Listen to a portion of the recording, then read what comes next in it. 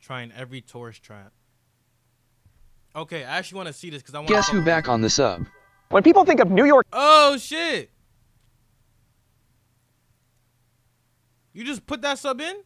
How come I don't see that? Wait, how come? Oh, I think it just updated.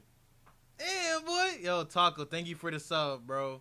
Damn, that means you're not getting no more ads, bro. Hey, Taco's now a paying member. Now he's a rich nigga.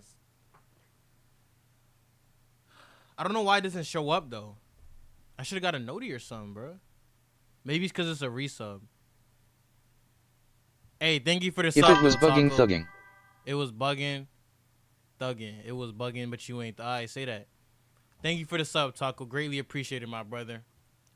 York City, they might picture skyscrapers, a stroll through Central Park, or maybe even grabbing a perfect slice of pizza. But when people visit New York, they're bombarded with a number of questionable attractions which may or may not exemplify all those wonderful qualities of the city. From 4D movie rides to a tour bus with 5 stars out of 10, and even the Statue of Liberty, our symbol of freedom, counting all the money she scammed by photobombing people's selfies and then demanding they pay her for appearing in the background. Now, most New Yorkers try and avoid these places like the plague, but certainly they must hold some value if tourists from all over the world come to visit them, right? Well, there's no way to know for sure unless I try them all myself. So naturally, I bought a pass which grants me access to nearly every tourist attraction in Manhattan, so that way we can find out what's worth it and what isn't. But the pass is only good for 1 day, which means I have to visit all 10 of the most popular attractions before the clock strikes midnight, starting with the top of the Rock. Not that rock, but rather the observation deck at the top of 30 Rockefeller Plaza. Well, the view is straight up spectacular.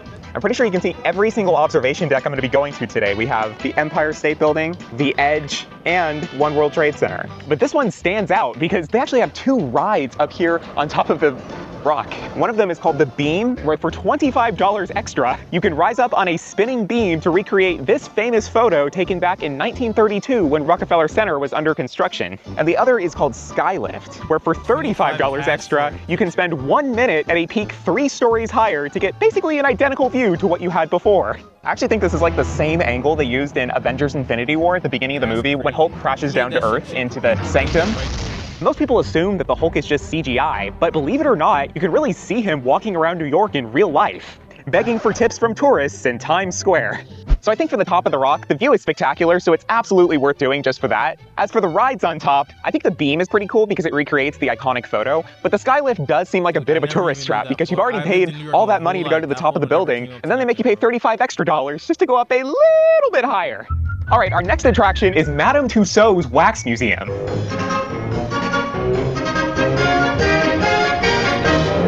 It's kind of weird. When I showed up, the security guy was like, you don't need to be checked by me. I don't need to x-ray your bag or anything. And I was just like, what if I brought a match? You know a thing or two about evil people throwing fire.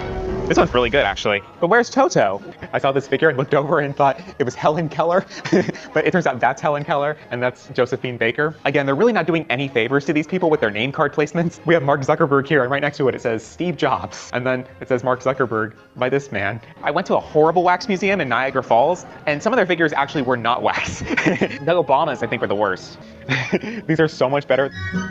This is pretty cool. They gave Andy Cohen a set. We're gonna play Plead the Fifth, except you're wax and you can't actually ask me anything. I think this Jimmy Fallon is worse than the Jimmy Fallon at the entrance. Fun fact, many, many years ago, Wendy Williams actually talked about me during Hot Topics on the show. Actually, we're not gonna insert that clip because she said mean things about me. At first, I thought this was supposed to be the Titanic boat. Not like the actual Titanic, the rescue boat. I thought that was Rose and Jack, but I was severely wrong. It's not Christmas, but it's a really nice figure. Really, really good. Wow. Willy Wonka himself. Hi, Timothy. People say me and Harry look alike. What do you think? So the Wax Museum ends with a 4D movie themed to Marvel, and outside it says mind-blowing special effects, but literally I just watched it. The special effects are some of the worst I have ever seen, but honestly, the Wax Museum is really good. I can take a picture with them. I don't think it's gonna fool anyone because their eyes are always looking in the wrong direction. It's still fun. I had a great time. All right, our next attraction is called Rise New York, and allegedly this is kind of like the Soarin' ride at Disney, except instead it's flying over New York City. I love that ride at Disney, so we'll see what this knockoff is like. Now, unlike at Disney, where you start with a pre-show talking about the safety rules, here they showed us a documentary about New York that abruptly transformed into a working train station.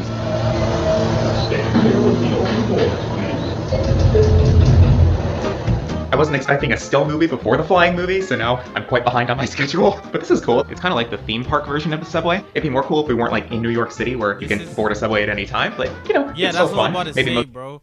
Why are they putting a fake subway when there's literally a subway right under most that? of the tourists subway? here are taking cabs and stuff. They're There's not a real brave enough to take the subway subway. right Some of them like, act I like would they've never get if set they foot in put one that before. shit in, like, Where are we California or going? something Apparently like we have the friend's couch Maybe for they some don't have reason. subways I really that thought I was often, going to be but in and bro, out of this place in like 15 minutes. You're in But I'm not Times complaining Square. You because can this is a walk pretty out neat and find a museum. subway. 20 minutes later. Okay, this way to film. I think I finally made it. 40 Oh, I seconds, thought like I where made it to every the movie, but fucking now it train says meets. we're going to see more things about movies before seeing the actual movie. We got a freight elevator for you, and it's right this way, Devontae. Show them the way.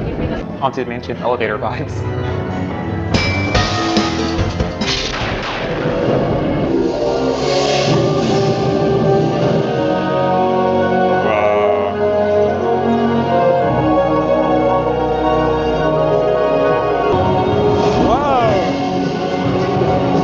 Awful stream consistency. Awful stream consistency. Yeah, man. You right. Got me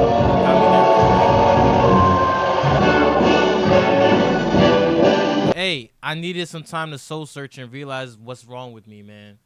You know what I'm saying? Sometimes you got to sit there and think about where your life is and where it's going and where you want to be. My problem is I was in denial about my Apparently you can usually go outside and step on the balcony of their fake torch, but due to slippery weather, we're not going to be able to do that today. It is clearly bright and sunny outside, but that was fun. It was exactly the same ride system as Soarin', right down to like tug on the yellow tab to make sure you're buckled into the seatbelt. This one was definitely worth it. We're going to do a lot more content. Okay, the next attraction on the list is a picnic lunch in Central Park. I was planning to walk, but that took so long that I have to take the subway in order to make all the attractions today. I was so focused on making it there in time that I ended up boarding the wrong train, delaying me even further. I have acquired my picnic materials, which was actually included with the pass, and now I just have to find a lovely spot to enjoy the picnic within Central Park.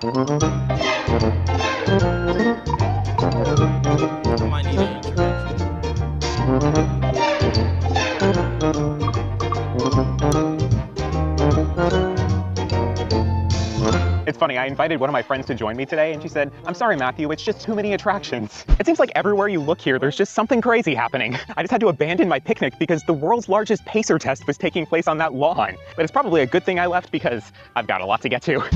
What? Okay, now I've made it to the American Museum of Natural History. Now, obviously the museum is home to a lot of natural history, hence the name, but there's also quite a bit of pop culture history associated with this museum. Here you can find the actual T-Rex from the Jurassic Park poster. I actually got chills looking at those teeth. So scary. The shark from the Jaws poster is also here, as well as the fact that this is, of course, the museum from Night at the Museum. I was hoping there wouldn't be a line, but unfortunately there is. I know you from the movie. Hey! Dum Dum. Yes? You give me Gum Gum. I give you Gum Gum? You do Dum Dum, you give me Gum Gum. Look at that smile. Wow. He must have died really happy. Now, I've seen some pretty big skeletons here, but I think this one's the biggest of the big. It's so big that it comes outside the room. Yes, bro, these are I don't know how they get those big dinosaurs up the stairs